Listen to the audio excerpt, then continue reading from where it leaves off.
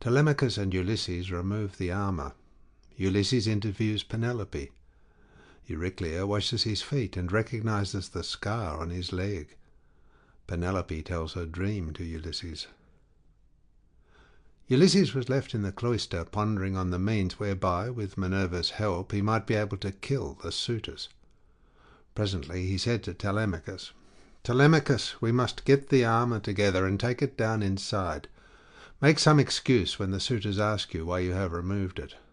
Say that you have taken it to be out of the way of the smoke, inasmuch as it is no longer what it was when Ulysses went away, but has become soiled and begrimed with soot.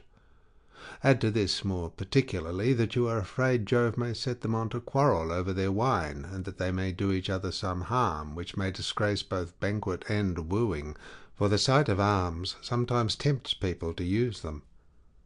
Telemachus approved of what his father had said, so he called nurse Euryclea and said, "Nurse, shut the women up in their rooms, while I take the armour that my father left behind him down into the storeroom. No one looks after it now my father is gone, and it has got all smirched with soot during my own boyhood. I want to take it down where the smoke cannot reach it." "I wish, child," answered Euryclea, "that you would take the management of the house into your own hands altogether, and look after all the property yourself. But who is to go with you and light you to the storeroom? The maids would have done so, but you would not let them." "The stranger," said Telemachus, "shall show me a light. When people eat my bread, they must earn it, no matter where they come from." Euryclea did as she was told, and bolted the women inside their room. Then Ulysses and his son made all haste to take the helmets, shields, and spears inside, and Minerva went before them with a gold lamp in her hand that shed a soft and brilliant radiance, whereon Telemachus said, "Father, my eyes behold a great marvel. The walls, with the rafters, crossbeams, and the supports on which they rest, are all aglow as with a flaming fire. Surely there is some god here who has come down from heaven." "Hush," answered Ulysses, "hold your peace and ask no questions, for this is the manner of the gods. Get you to your bed, and leave me here to talk with your mother and the maids. Your mother, in her grief, will ask me all sorts of questions." On this Telemachus went by torchlight to the other side of the inner court, to the room in which he always slept. There he lay on his bed till morning, while Ulysses was left in the cloister, pondering on the means whereby, with Minerva's help, he might be able to kill the suitors. Then Penelope came down from her room, looking like Venus or Diana, and they set her a seat inlaid with scrolls of silver and ivory, near the fire in her accustomed place. It had been made by Icmalius, and had a footstool all in one piece with the seat itself, and it was covered with a thick fleece. On this she now sat, and the maids came from the women's room to join her. They set about removing the tables at which the wicked suitors had been dining, and took away the bread that was left, with the cups from which they had drunk. They emptied the embers out of the braziers, and heaped much wood upon them to give both light and heat. But Melantho began to rail at Ulysses a second time, and said, "Stranger, do you mean to plague us by hanging about the house all night, and spying upon the women? Be off, you wretch, outside, and eat your supper there, or you shall be driven out with a firebrand." Ulysses scowled at her, and answered, "My good woman, why should you be so angry with me? Is it because I am not clean, and my clothes are all in rags, and because I am obliged to go begging about after the manner of tramps and beggars generally? I too was a rich man once, and had a fine house of my own. In those days I gave to many a tramp such as I am now, no matter who he might be, nor what he wanted. I had any number of servants, and all the other things which people have who live well and are accounted wealthy. But it pleased Jove to take all away from me. Therefore, woman, beware lest you too come to lose that pride and place in which you now wanton above your fellows. Have a care lest you get out of favour with your mistress, and lest Ulysses should come home, for there is still a chance that he may do so. Moreover, though he be dead as you think he is, yet by Apollo's will he has left a son behind him, Telemachus, who will note anything done amiss by the maids in the house, for he is now no longer in his boyhood." Penelope heard what he was saying, and scolded the maid. "Impudent baggage," said he, "I see how abominably you are behaving, and you shall smart for it. You knew perfectly well, for I told you myself that I was going to see the stranger and ask him about my husband, for whose sake I am in such continual sorrow." Then she said to her head-waiting woman, Eurynome, "Bring a seat with a fleece upon it, for the stranger to sit upon while he tells his story and listens to what I have to say. I wish to ask him some questions."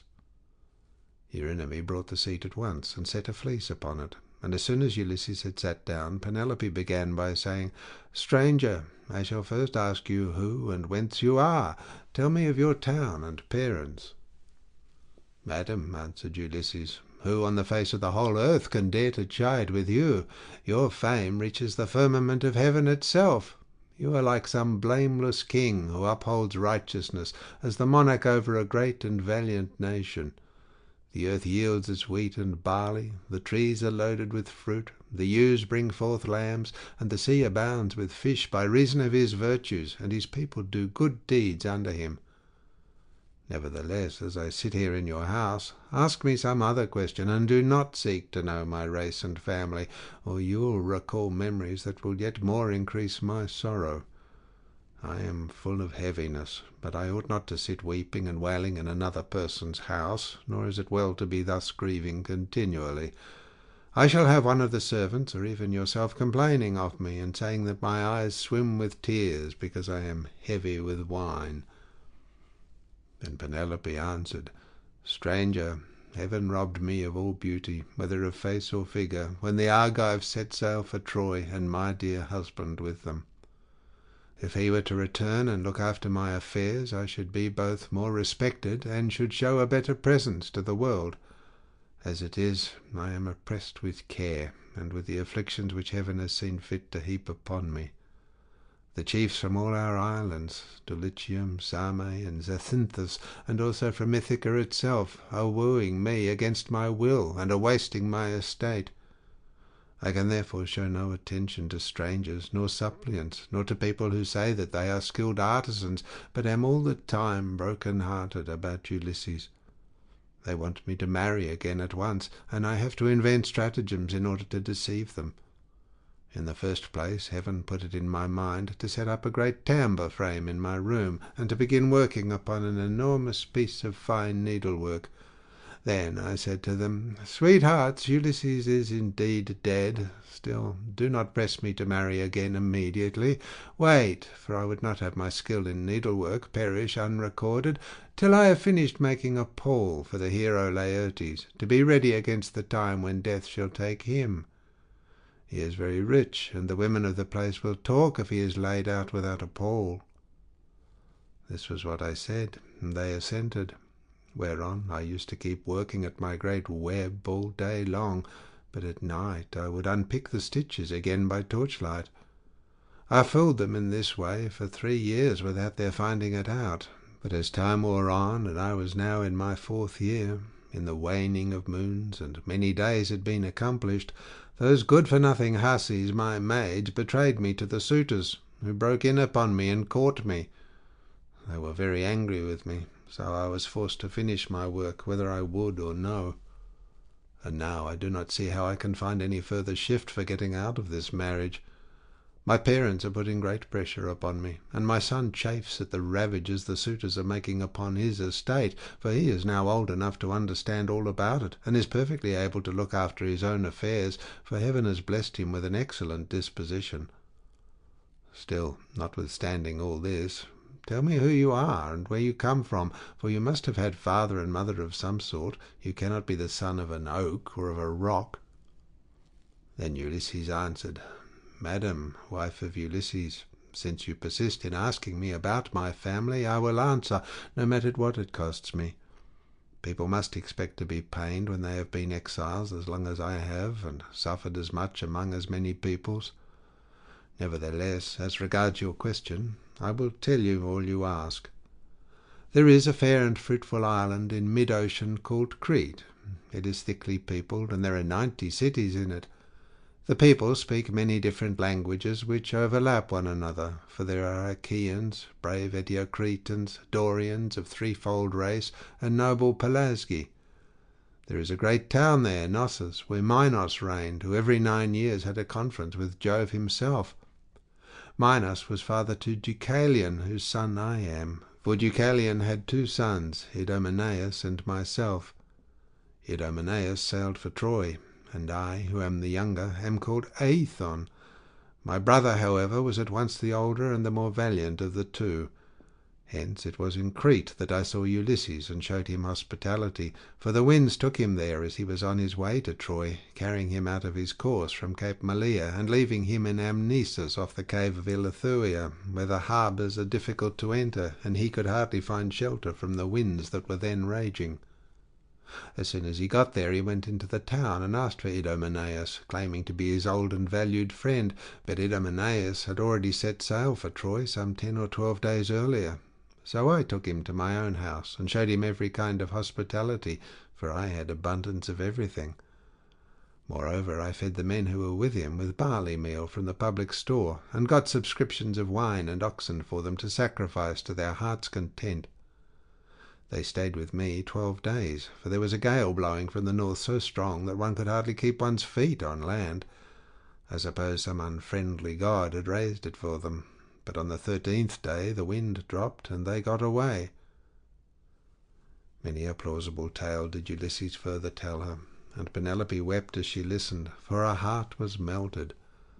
As the snow wastes upon the mountain tops when the winds from south, east, and west have breathed upon it and thawed it till the rivers run bank full with water, even so did her cheeks overflow with tears for the husband who was all the time sitting by her side. Ulysses felt for her and was sorry for her, but he kept his eyes as hard as horn or iron, without letting them so much as quiver, so cunningly did he restrain his tears. Then, when she had relieved herself by weeping, she turned to him again and said, "Now, stranger, I shall put you to the test, and see whether or no you really did entertain my husband and his men, as you say you did. Tell me, then, how was he dressed? What kind of man was he to look at? And so also with his companions." "Madam," answered Ulysses, "it is such a long time ago that I can hardly say. 20 years are come and gone since he left my home and went elsewhither. I will tell you as well as I can recollect. Ulysses wore a mantle of purple wool, double-lined, and it was fastened by a gold brooch with 2 catches for the pin. On the face of this there was a device that showed a dog holding a spotted fawn between his forepaws, and watching it as it lay panting upon the ground. Everyone marvelled at the way in which these things had been done in gold, the dog looking at the fawn and strangling it, while the fawn was struggling convulsively to escape. As for the shirt that he wore next his skin, it was so soft that it fitted him like the skin of an onion, and glistened in the sunlight to the admiration of all the women who beheld it.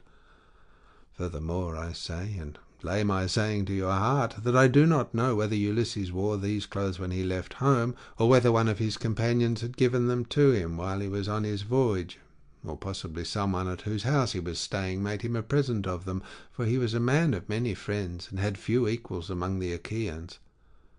I myself gave him a sword of bronze and a beautiful purple mantle, double-lined, with a shirt that went down to his feet, and I sent him on board his ship with every mark of honour. He had a servant with him, a little older than himself, and I can tell you what he was like. His shoulders were hunched, he was dark, and he had thick curly hair. His name was Eurybates, and Ulysses treated him with greater familiarity than he did any of the others, as being the most like-minded with himself. Penelope was moved still more deeply as she heard the indisputable proofs that Ulysses laid before her, and when she had again found relief in tears, she said to him, "Stranger, I was already disposed to pity you, but henceforth you shall be honoured and made welcome in my house. It was I who gave Ulysses the clothes you speak of. I took them out of the storeroom and folded them up myself, and gave him also the gold brooch to wear as an ornament. Alas, I shall never welcome him home again. It was by an ill fate that he ever set out for that detested city, whose very name I cannot bring myself even to mention."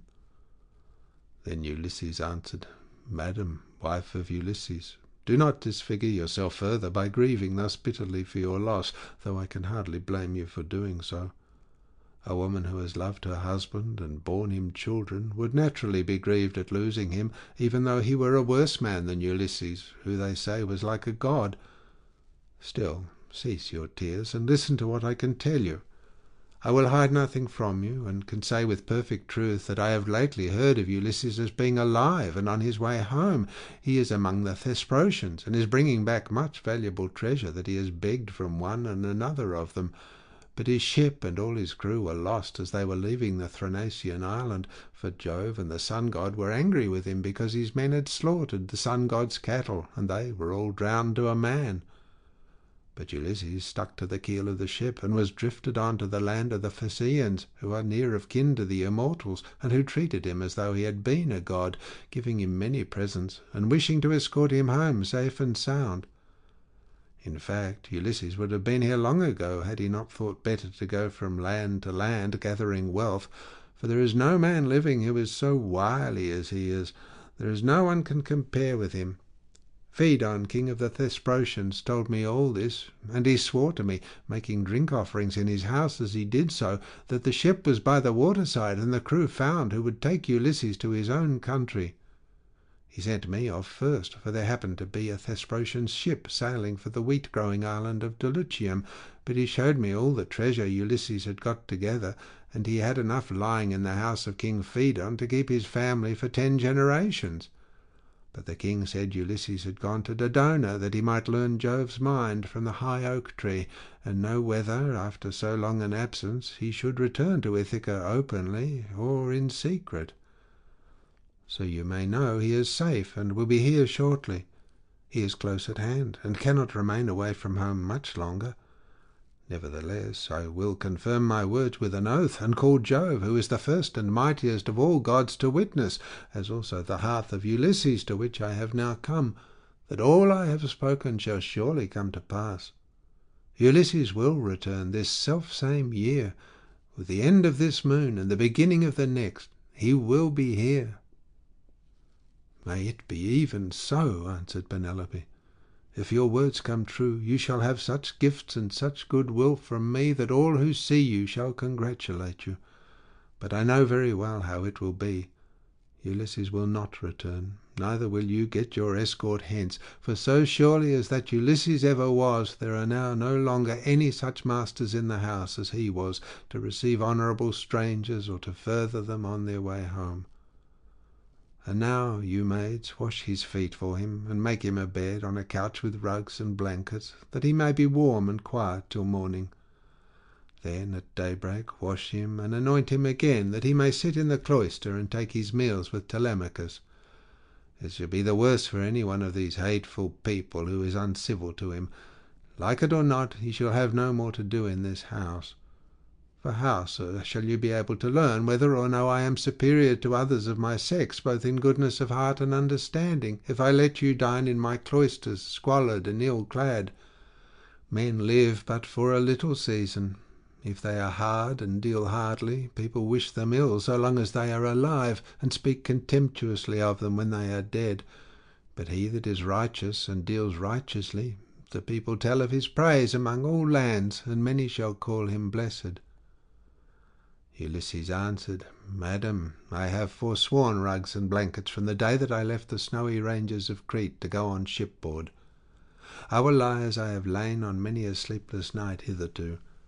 Night after night have I passed in any rough sleeping place and waited for morning. Nor again do I like having my feet washed. I shall not let any of the young hussies about your house touch my feet, but if you have any old and respectable woman who has gone through as much trouble as I have, I will allow her to wash them." To this Penelope said, "My dear sir, of all the guests who ever came to my house, there never was one who spoke in all things with such admirable propriety as you do. There happens to be in the house a most respectable old woman, the same who received my poor dear husband in her arms the night he was born, and nursed him in infancy. She is very feeble now, but she shall wash your feet." "Come here," said she, "Euryclea, and wash your master's age-mate. I suppose Ulysses' hands and feet are very much the same now as his are, for trouble ages all of us dreadfully fast." On these words the old woman covered her face with her hands. She began to weep and made lamentation, saying, "My dear child, I cannot think whatever I am to do with you. I am certain no one was ever more God-fearing than yourself, and yet Jove hates you. No one in the whole world ever burned him more thigh-bones, nor gave him finer hecatombs, when you prayed you might come to a green old age yourself, and see your son grow up to take after you. Yet see how he has prevented you alone from ever getting back to your own home. I have no doubt the women in some foreign palace which Ulysses has got to are gibing at him, as all these sluts here have been gibing at you. I do not wonder at your not choosing to let them wash you after the manner in which they have insulted you. I will wash your feet myself, gladly enough, as Penelope has said that I am to do so. I will wash them both for Penelope's sake and for your own, for you have raised the most lively feelings of compassion in my mind. And let me say this, moreover, which pray attend to. We have had all kinds of strangers in distress come here before now, but I make bold to say that no one ever yet came who was so like Ulysses in figure, voice, and feet as you are." "Those who have seen us both," answered Ulysses, "have always said we were wonderfully like each other, and now you have noticed it too." Then the old woman took the cauldron in which she was going to wash his feet, and poured plenty of cold water into it, adding hot till the bath was warm enough. Ulysses sat by the fire, but ere long he turned away from the light, for it occurred to him that when the old woman had hold of his leg, she would recognize a certain scar which it bore, whereon the whole truth would come out. And indeed, as soon as she had begun washing her master, she at once knew the scar as one that had been given him by a wild boar when he was hunting on Mount Parnassus with his excellent grandfather Autolycus, who was the most accomplished thief and perjurer in the whole world, and with the sons of Autolycus. Mercury himself had endowed him with this gift, for he used to burn the thigh bones of goats and kids to him, so he took pleasure in his companionship. It happened once that Autolycus had gone to Ithaca, and had found the child of his daughter just born. As soon as he had done supper, Euryclea set the infant upon his knees, and said, "Autolycus, you must find a name for your grandson. You greatly wished that you might have one." "Son-in-law and daughter," replied Autolycus, "call the child thus. I am highly displeased with a large number of people in one place and another, both men and women. So name the child Ulysses, or the child of anger. When he grows up and comes to visit his mother's family on Mount Parnassus, where my possessions lie, I will make him a present, and will send him on his way rejoicing." Ulysses therefore went to Parnassus to get the presents from Autolycus, who with his son shook hands with him and gave him welcome. His grandmother Amphithea threw her arms about him and kissed his head and both his beautiful eyes, while Autolycus desired his sons to get dinner ready, and they did as he told them. They brought in a 5-year-old bull, flayed it, made it ready, and divided it into joints. These they then cut carefully up into smaller pieces and spitted them. They roasted them sufficiently and served the portions round. Thus through the livelong day to the going down of the sun they feasted, and every man had his full share, so that all was satisfied. But when the sun set and it came on dark, they went to bed and enjoyed the boon of sleep. When the child of morning, rosy-fingered Dawn, appeared, the sons of Autolycus went out with their hounds hunting, and Ulysses went too. They climbed the wooded slopes of Parnassus, and soon reached its breezy upland valleys. But as the sun was beginning to beat upon the fields, fresh risen from the slow still currents of Oceanus, they came to a mountain dell. The dogs were in front, searching for the tracks of the beast they were chasing, and after them came the sons of Autolycus, among whom was Ulysses, close behind the dogs, and he had a long spear in his hand. Here was the lair of a huge boar among some thick brushwood, so dense that the wind and rain could not get through it, nor could the sun's rays pierce it, and the ground underneath lay thick with fallen leaves. The boar heard the noise of the men's feet, and the hounds baying on every side of the huntsman came up to him, so he rushed from his lair, raised the bristles of his neck, and stood at bay with fire flashing from his eyes. Ulysses was the first to raise his spear and try to drive it into the brute, but the boar was too quick for him and charged him sideways, ripping him above the knees with a gnash that tore deep, though it did not reach the bone. As for the boar, Ulysses hit him on the right shoulder, and the point of the spear went right through him, so that he fell groaning in the dust until the life went out of him. The sons of Autolycus busied themselves with the carcass of the boar, and bound Ulysses' wound. Then, after saying a spell to stop the bleeding, they went home as fast as they could. But when Autolycus and his sons had thoroughly healed Ulysses, they made him some splendid presents, and sent him back to Ithaca with much mutual goodwill. When he got back, his father and mother were rejoiced to see him, and asked him all about it, and how he had hurt himself to get the scar. So he told them how the boar had ripped him when he was out hunting with Autolycus and his sons on Mount Parnassus. As soon as Euryclea had got the scarred limb in her hands and had well hold of it, she recognized it and dropped the foot at once. The leg fell into the bath, which rang out and was overturned, so that all the water was spilt on the ground. Euryclea's eyes, between her joy and her grief, filled with tears, and she could not speak, but she caught Ulysses by the beard and said, "My dear child, I am sure you must be Ulysses himself, only I did not know you till I had actually touched and handled you." As she spoke, she looked towards Penelope, as though wanting to tell her that her dear husband was in the house, but Penelope was unable to look in that direction and observe what was going on, for Minerva had diverted her attention. So Ulysses caught Euryclea by the throat with his right hand, and with his left drew her close to him, and said, "Nurse, do you wish to be the ruin of me, you who nursed me at your own breast, now that after 20 years of wandering I am at last come to my own home again? Since it has been borne in upon you by heaven to recognize me, hold your tongue, and do not say a word about it to anyone else in the house. For if you do, I tell you, and it shall surely be, that if heaven grants me to take the lives of these suitors, I will not spare you, though you are my own nurse, when I am killing the other women." "My child," answered Euryclea, "what are you talking about? You know very well that nothing can either bend or break me. I will hold my tongue like a stone or a piece of iron. Furthermore, let me say, and lay my saying to your heart, when heaven has delivered the suitors into your hand, I will give you a list of the women in the house who have been ill-behaved, and of those who are guiltless." And Ulysses answered, "Nurse, you ought not to speak in that way. I am well able to form my own opinion about one and all of them. Hold your tongue, and leave everything to heaven."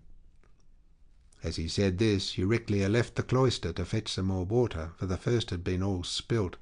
And when she had washed him and anointed him with oil, Ulysses drew his seat nearer to the fire to warm himself, and hid the scar under his rags.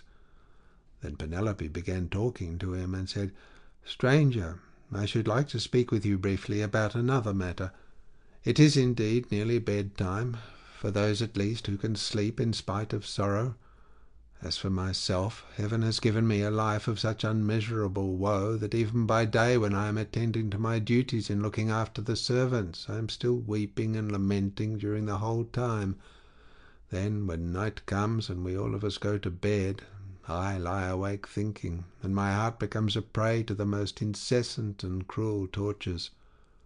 As the Dann nightingale, daughter of Pandarius, sings in the early spring from her seat in the shadiest covert-head, and with many a plaintive trill pours out the tale how by mishap she killed her own child Itylus, son of King Zethus, even so does my mind toss and turn in its uncertainty whether I ought to stay with my son here and safeguard my substance, my bondsmen, and the greatness of my house, out of regard to public opinion and the memory of my late husband, or whether it is not now time for me to go to the best of these suitors who are wooing me, and make me such magnificent presents. As long as my son was still young and unable to understand, he would not hear of my leaving my husband's house, but now that he is full grown, he begs and prays me to do so, being incensed at the way in which the suitors are eating up his property. Listen then to a dream that I have had, and interpret it for me if you can. I have 20 geese about the house that eat mash out of a trough, and of which I am exceedingly fond. I dreamed that a great eagle came swooping down from a mountain, and dug his curved beak into the neck of each of them till he had killed them all. Presently he soared off into the sky, and left them lying dead about the yard, whereon I wept in my dream till all my maids gathered round me, so piteously was I grieving because the eagle had killed my geese. Then he came back again, and perching on a projecting rafter, spoke to me with human voice, and told me to leave off crying. "Be of good courage," he said, "daughter of Icarius. This is no dream, but a vision of good omen that shall surely come to pass. The geese are the suitors, and I am no longer an eagle, but your own husband, who am come back to you, and who will bring these suitors to a disgraceful end."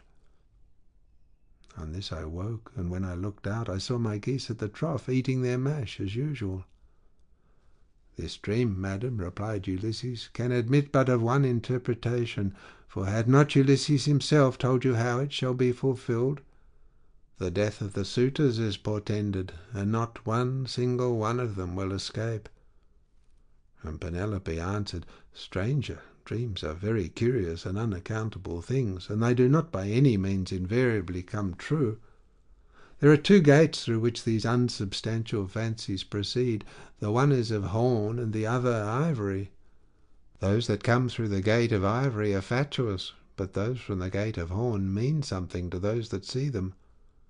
I do not think, however, that my own dream came through the gate of horn, though I and my son should be most thankful if it proves to have done so. Furthermore, I say, and lay my saying to your heart, the coming dawn will usher in the ill-omened day that is to sever me from the house of Ulysses, for I am about to hold a tournament of axes. My husband used to set up 12 axes in the court, one in front of the other, like the stays upon which a ship is built. He would then go back from them and shoot an arrow through the whole 12. I shall make the suitors try to do the same thing, and whichever of them can string the bow most easily and send his arrow through all the 12 axes, him will I follow, and quit this house of my lawful husband, so goodly and so abounding in wealth. But even so, I doubt not I shall remember it in my dreams." Then Ulysses answered, "Madam, wife of Ulysses, you need not defer your tournament, for Ulysses will return ere ever they can string the bow, handle it how they will, and send their arrows through the iron." To this Penelope said, "As long, sir, as you will sit here and talk to me, I can have no desire to go to bed. Still, people cannot do permanently without sleep, and heaven has appointed us dwellers on earth a time for all things. I will, therefore, go upstairs and recline upon that couch which I have never ceased to flood with my tears from the day Ulysses set out for the city with a hateful name." So she went upstairs to her own room, not alone, but attended by her maidens, and when there she lamented her dear husband till Minerva shed sweet sleep over her eyelids. Ulysses cannot sleep. Penelope's prayer to Diana. The two signs from heaven. Eumena and Philocius arrive. The suitors dine. Ctesippus throws an ox's foot at Ulysses. Theoclymenus foretells disaster and leaves the house. Ulysses slept in the cloister upon an undressed bullock's hide, on the top of which he threw several skins of the sheep the suitors had eaten, and Eurynome threw a cloak over him after he had laid himself down. There, then, Ulysses lay wakefully brooding upon the way in which he should kill the suitors, and by the women who had been in the habit of misconducting themselves with them left the house, giggling and laughing with one another. This made Ulysses very angry, and he doubted whether to get up and kill every single one of them then and there, or to let them sleep one more and last time with the suitors. His heart growled within him, and as a bitch with puppies growls and shows her teeth when she sees a stranger, so did his heart growl with anger at the evil deeds that were being done. But he beat his breast and said, "Heart, be still. You had worse than this to bear on the day when the terrible Cyclops ate your brave companions, yet you bore it in silence till your cunning got you safe out of the cave, though you made sure of being killed." Thus he chided with his heart, and checked it into endurance. But he tossed about as one who turns a paunch full of blood and fat in front of a hot fire, doing it first on one side and then on the other, that he may get it cooked as soon as possible. Even so did he turn himself about from side to side, thinking all the time how, single-handed as he was, he should contrive to kill so large a body of men as the wicked suitors. But by and by Minerva came down from heaven in the likeness of a woman, and hovered over his head, saying, "My poor unhappy man, why do you lie awake in this way? This is your house. Your wife is safe inside it, and so is your son, who is just such a young man as any father may be proud of." "Goddess," answered Ulysses, "all that you have said is true, but I am in some doubt as to how I shall be able to kill these wicked suitors single-handed, seeing what a number of them there always are. And there is this further difficulty, which is still more considerable. Supposing that with Jove's and your assistance I succeed in killing them, I must ask you to consider whether I am to escape from their avengers when it is all over." "For shame," replied Minerva. "Why, anyone else would trust a worse ally than myself, even though that ally were only a mortal and less wise than I am. Am I not a goddess, and have I not protected you throughout in all your troubles? I tell you plainly that even though there were 50 bands of men surrounding us and eager to kill us, you would take all their sheep and cattle and drive them away with you. But go to sleep. It is a very bad thing to lie awake all night, and you shall be out of your troubles before long." As she spoke, she shed sleep over his eyes, and then went back to Olympus. While Ulysses was thus yielding himself to a very deep slumber that eased the burden of his sorrows, his admirable wife awoke, and, sitting up in her bed, began to cry. When she had relieved herself by weeping, she prayed to Diana, saying, "Great goddess Diana, daughter of Jove, drive an arrow into my heart and slay me, or let some whirlwind snatch me up and bear me through paths of darkness till it drop me into the mouths of overflowing Oceanus, as it did the daughters of Pandareus. The daughters of Pandareus lost their father and mother, for the gods killed them, so they were left orphans. But Venus took care of them and fed them on cheese, honey, and sweet wine. Juno taught them to excel all women in beauty of form and understanding. Diana gave them an imposing presence, and Minerva endowed them with every kind of accomplishment. But one day, when Venus had gone up to Olympus to see Jove about getting them married, for well does he know both what shall happen and what not happen to every one, the storm clouds came and spirited them away to become handmaids to the dread Erinyes.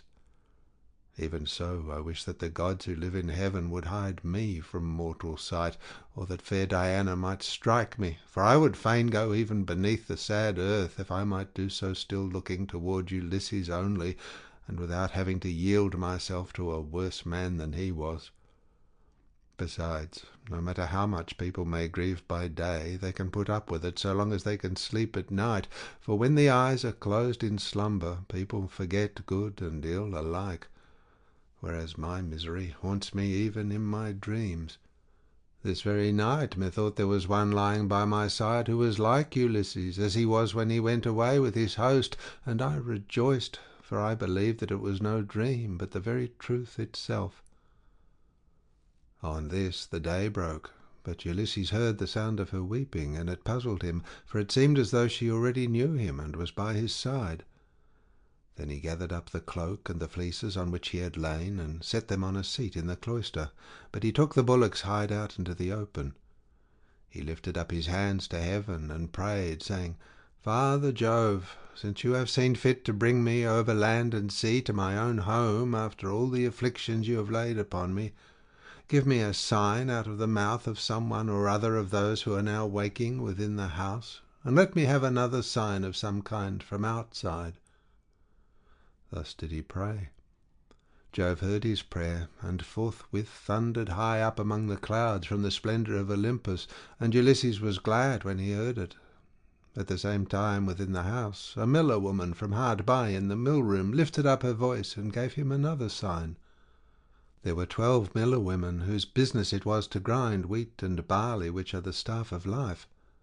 The others had ground their task and had gone to take their rest, but this one had not yet finished, for she was not so strong as they were, and when she heard the thunder she stopped grinding and gave the sign to her master. "Father Jove," said she, "you who rule over heaven and earth, you have thundered from a clear sky without so much as a cloud in it, and this means something for somebody.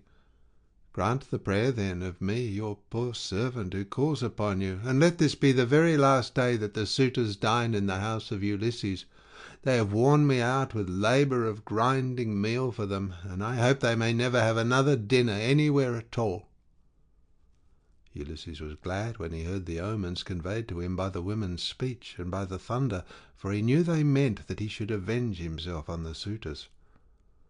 Then the other maids in the house rose and lit the fire on the hearth. Telemachus also rose and put on his clothes. He girded his sword about his shoulder, bound his sandals onto his comely feet, and took a doughty spear with a point of sharpened bronze.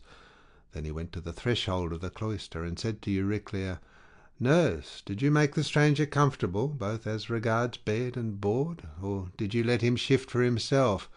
For my mother, good woman though she is, has a way of paying great attention to second-rate people, and of neglecting others who are in reality much better men."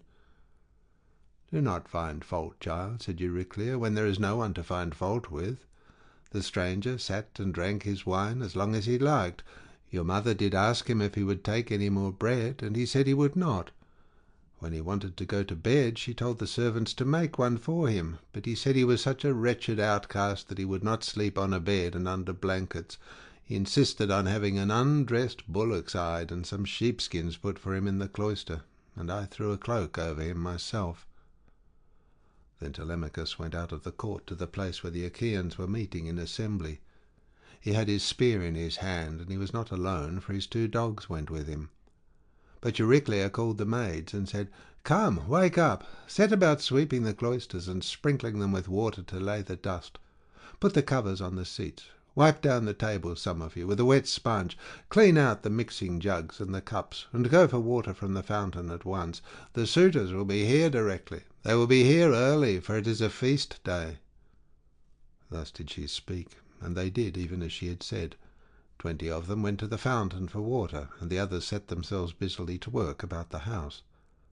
The men who were in attendance on the suitors also came up and began chopping firewood. By and by the women returned from the fountain, and the swineherd came after them with the 3 best pigs he could pick out. These he let feed about the premises, and then he said good-humouredly to Ulysses, "Stranger, are the suitors treating you any better now, or are they as insolent as ever?" "May heaven," answered Ulysses, "requite to them the wickedness with which they deal high-handedly in another man's house, without any sense of shame." Thus did they converse. Meanwhile Melanthius the goatherd came up, for he too was bringing in the best goats for the suitors' dinner, and he had 2 shepherds with him. They tied the goats up under the gatehouse, and then Melanthius began gibing at Ulysses.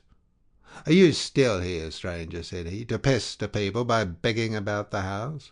Why can you not go elsewhere?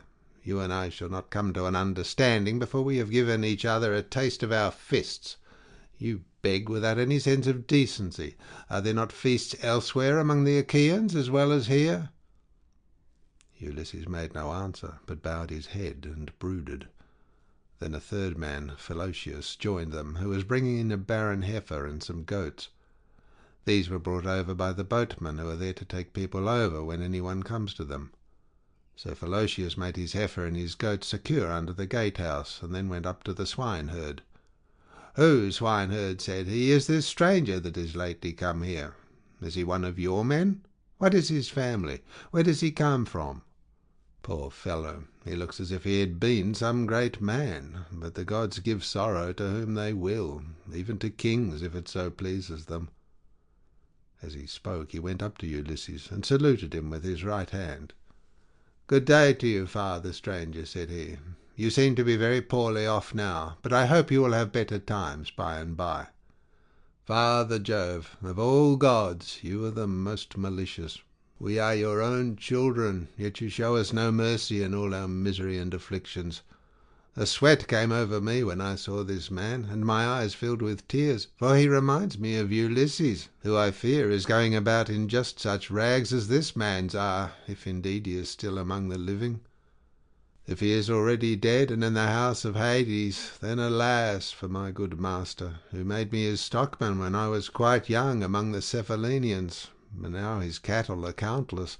No one could have done better with them than I have, for they have bred like ears of corn. Nevertheless, I have to keep bringing them in for others to eat, who take no heed to his son, though he is in the house, and fear not the wrath of heaven, but are already eager to divide Ulysses' property among themselves, because he has been away so long.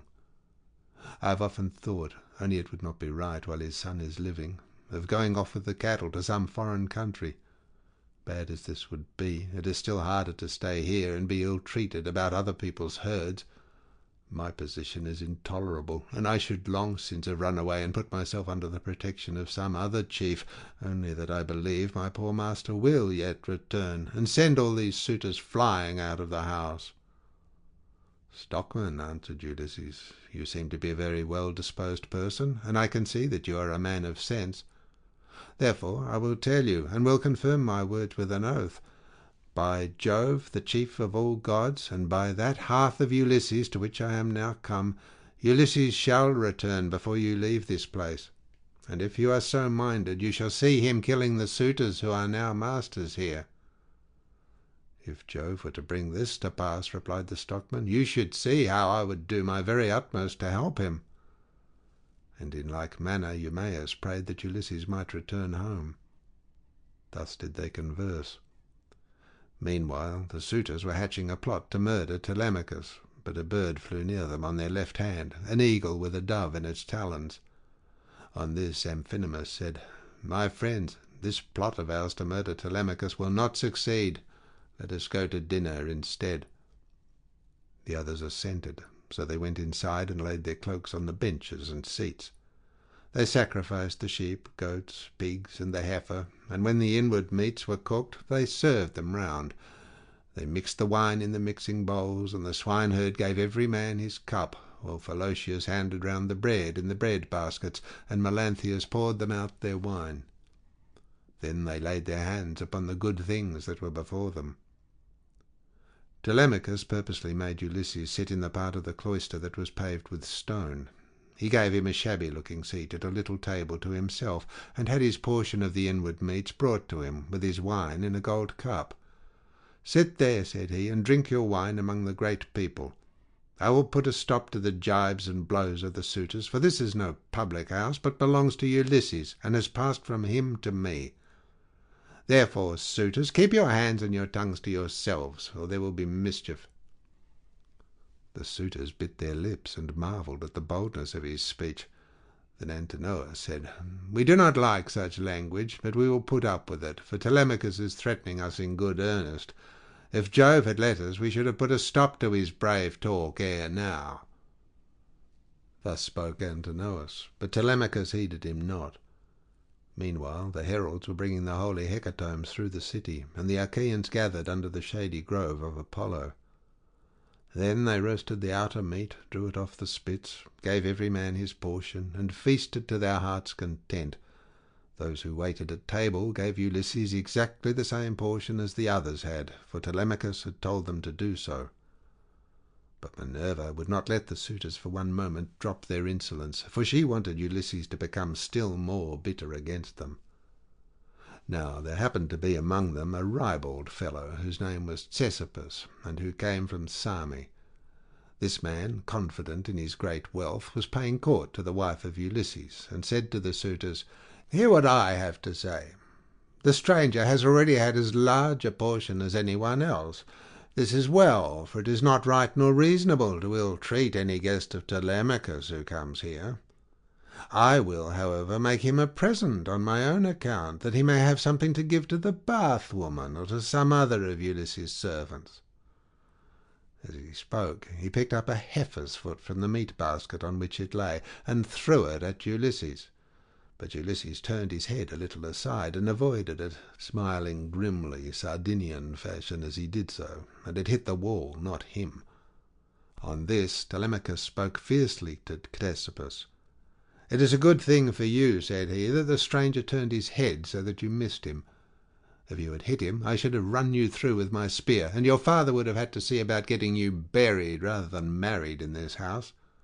So let me have no more unseemly behaviour from any of you, for I am grown up now to the knowledge of good and evil, and understand what is going on, instead of being the child that I have been heretofore. I have long seen you killing my sheep and making free with my corn and wine.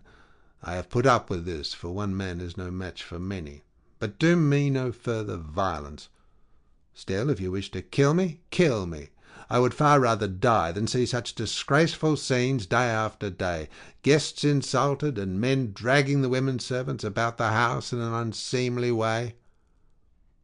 They all held their peace, until at last Agelaus, son of Damastor, said, "No one should take offence at what has just been said, nor gainsay it, for it is quite reasonable.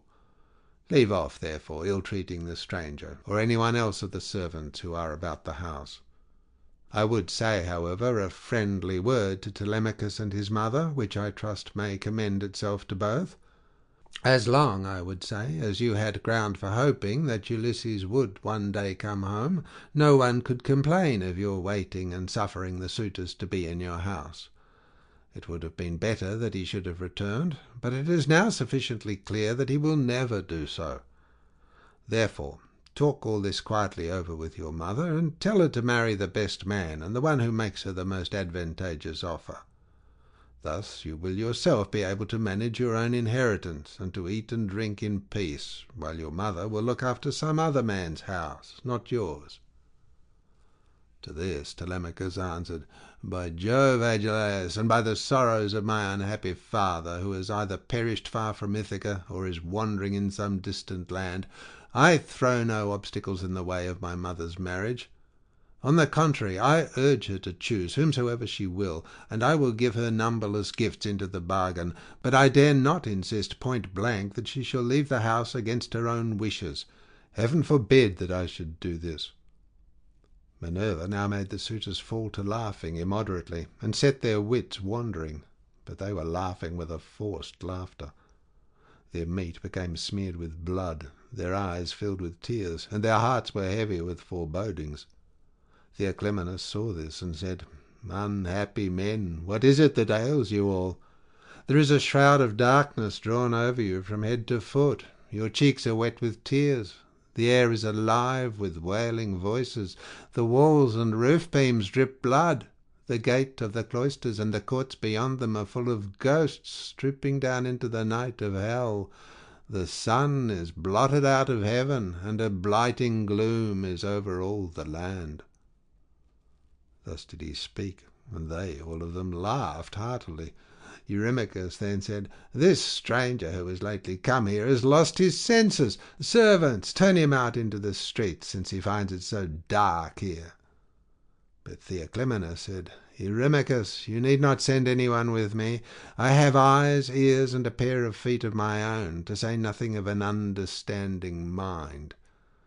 I will take these out of the house with me, for I see mischief overhanging you, from which not one of you men who are insulting people and plotting ill deeds in the house of Ulysses will be safe to escape."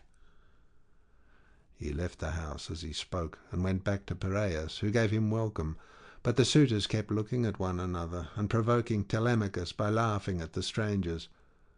One insolent fellow said to him, "Telemachus, you are not happy in your guests. First you have this importunate tramp who comes begging bread and wine, and has no skill for work or for hard fighting, but is perfectly useless. And now here is another fellow who is setting himself up as a prophet. Let me persuade you, for it will be much better to put them on board ship, and send them off to the Sicels to sell for what they will bring." Telemachus gave him no heed, but sat silently watching his father, expecting every moment that he would begin his attack upon the suitors. Meanwhile the daughter of Icarius, wise Penelope, had had a rich seat placed for her facing the court and cloisters, so that she could hear what everyone was saying. The dinner, indeed, had been prepared amid much merriment. It had been both good and abundant, for they had sacrificed many victims.